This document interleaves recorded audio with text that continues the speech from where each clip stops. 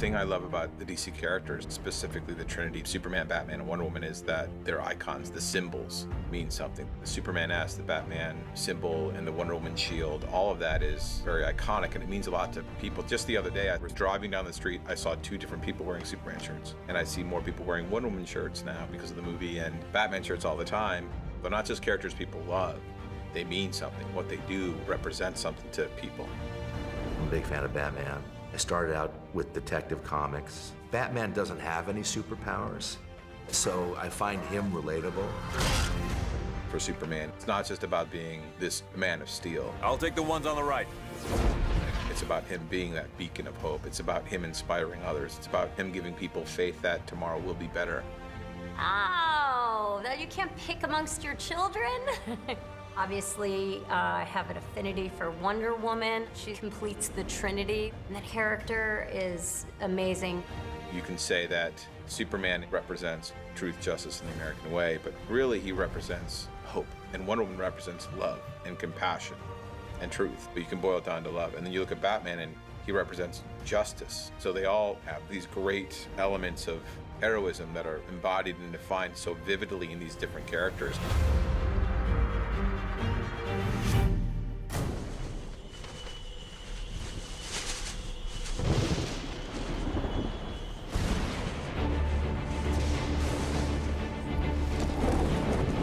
As a little kid, I looked at comics in a sort of very black and white way. I liked the idea of just superheroes and superpowers in the plain little kid fantasy way. The first time I looked at them in an allegorical way or in a more complicated way, in a way that they could tell more complicated stories that could reflect stories of our own, was when I looked at Batman. In particular, the Frank Miller treatment of Batman, that was something that I thought was really complicated and grown up. Batman specifically is sort of the dark, brooding version of reluctant superhero. And in fact, not even a superhero, just a hero. He's just a guy who has worked very hard and through his own physical prowess and, more importantly, his cleverness and design of all the props and gags and gadgets that he invents and gets to use, has made himself into a character who is on par with the superheroes who do have extra human capabilities. What are your superpowers again? I'm rich. I think a lot of fans at some point in their reading career go, why is Batman part of this team? When you talk about taking on these intergalactic threats, they all have amazing powers, and Batman's like looking for a place to throw his grappling hook around so he can fly up to join in the party. Then you realize, oh, he's there because he's the most brilliant strategist in the group, and he's thought of every contingency. I think Batman in particular has stayed really relevant and resonant because he is, on the one hand, like a superhero, and on the other hand, just like us. He feels vulnerable. He bleeds if you cut him. He is a real person on the inside, and yet he is super. And so there's all kinds of contradictions inherent in that make for really interesting storytelling. You know you can't do this forever. I can barely do it now. Steppenwolf, this is the job. When he started his journey, he thought he figured everything out, which he didn't. And then obviously Superman died, and he felt such a huge guilt for it, and I think it haunted him in his dreams. There's always a casualty of war. Superman makes an extremely noble act, so he's the inspiration to both Batman and Diana, and therefore he's our inspiration. The reason they go on this journey is to make sure the Earth that he was trying to protect stays that way. I'm gonna take out that tower, knock down that shield dome. Don't wait for me, just do the job. In this movie, you see Batman starts to work in a group, cares for people. He becomes softer and softer, and I think that he understands that he can't do this by himself. It's fun to watch Bruce with this new attitude, work collaboratively, and someone that's been working alone and isolated from others in so many ways in his vigilantism have to be part of a team. But it's good to see you playing well with others. Just like a bat. I dig it. Maybe temporary. I would say that he is the first person to be truly inspired by Superman, and he's continuing the legacy of Superman with bringing together the Justice League. He truly is the voice, he truly is the founder and team leader of the Justice League. I don't recognize this world. I don't have to recognize it. I just have to save it.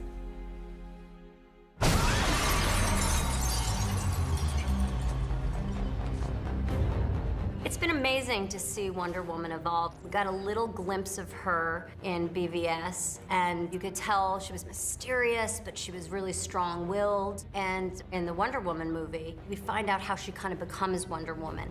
So in this movie, we get to see more of who she is. As much as Bruce wants to step up and take on this new role, he's a little clumsy at that. He's not been a team player, he's not been a leader. And for as much as Diana's also been on her own and been acting sort of in isolation for so long, there's a spirit about her that is much more collaborative and that becomes much more of a leader. And I think the two of them together bolster one another. They shore up one another and become a great partnership. You're risking lives. Theirs and maybe countless more. We don't have time for a control group. Is it a risk? Yes, but it's necessary. Why? Because of your guilt? Diana in the comics has great relationships with all of Justice League, but her relationship with Batman specifically goes a little deeper than the others. She is often the voice of reason when he's emotionally driven, doing something that maybe is not in the best interest of the team. Love writing her. It makes her very tricky to write because you've got to put your mindset in somebody who is beyond thoughtful, beyond strategic, beyond smart, and the nuance of the character is unlike any other character because of where she comes from and what her mission is and what she believes in. She's just a character that is an inspiration.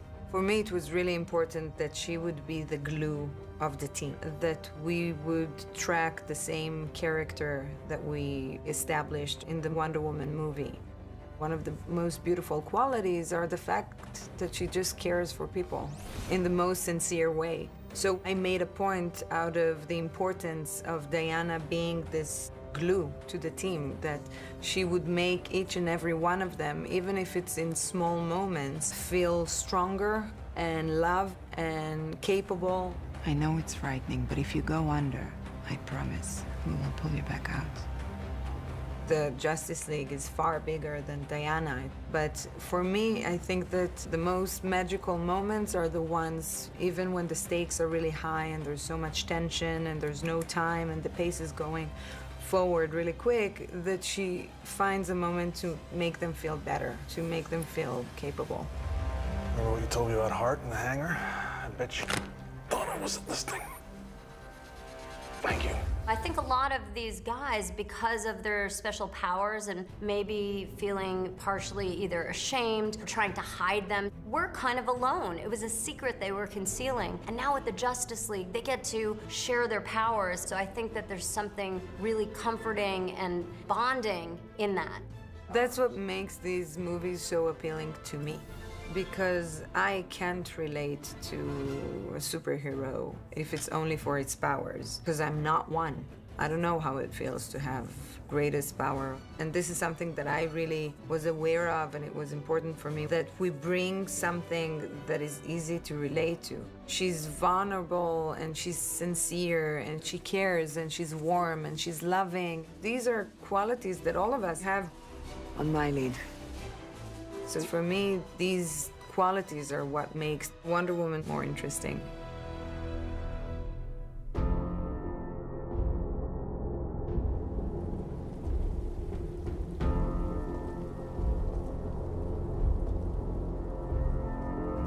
The death of Superman in comic books was the biggest thing that had ever happened. And people were really upset at the time. I remember I was upset at the time. I was like, wait, I love Superman. Everyone wore these black armbands with a Superman symbol on them. And everyone felt the weight of his death. You saw funerals for Superman and felt like the DC universe was missing something big. And I think people outside of comics crave Superman to come back too. They're like, you can't take Superman away. And ultimately when he did come back, it was a celebration. It's a classic story, isn't it? The old death and rebirth of the king. He's the genesis. He's the first superhero. He's like the alpha and omega of our pantheon. So we need him. We need Superman. I believe in truth, but I'm also a big fan of justice. In my opinion, this is the first time we see Superman in truth.